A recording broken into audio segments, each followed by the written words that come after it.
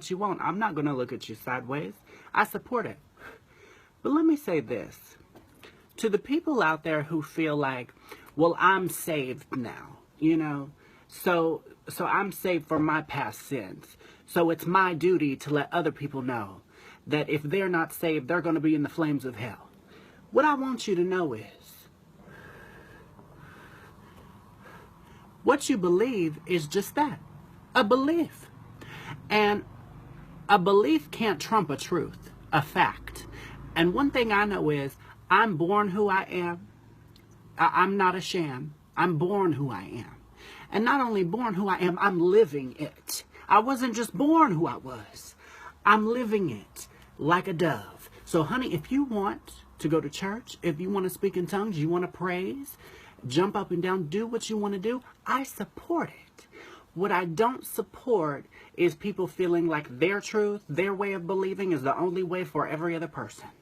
There's millions of people on this planet, and we will never live in harmony until you realize you are you and I am me. I don't need to reflect back to you what you believe. You don't need to reflect back to me what I believe. It's called mutual respect. If you can only love people who agree with you, are you really loving the people, or do you just want a mini you?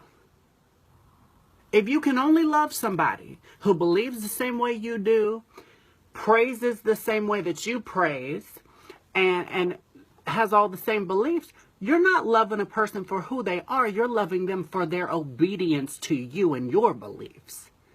So, listen, don't go to church trying to win a perfectionist contest.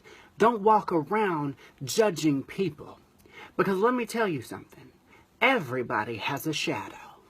Everybody has a shadow. So while you're busy staring at my shadow, yours is rearing its neck all the way over. So I'm here to tell you that. If you got a kid who you are not claiming right now because your religious beliefs are getting in the way, if you have prejudices towards other people who don't believe the same way you believe, you have an inner dialogue problem.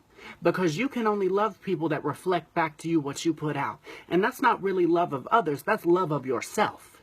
So ask yourself this, are you praying to the God that made man or the God that man made?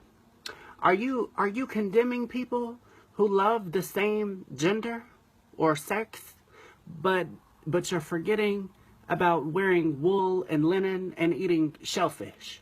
I just need to know. I just need to know. Because some of those very same people will say, well, he died for our sins. But then they'll bring up Leviticus, this. Oh, that's Old Testament. That's New Testament. Whether Old Testament, New Testament, there's one thing that has stayed true through all the years.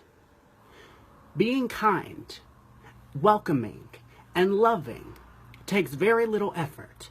And not only to be kind and loving to the people who will go to church with you after you convince them to, the people who will never believe like you.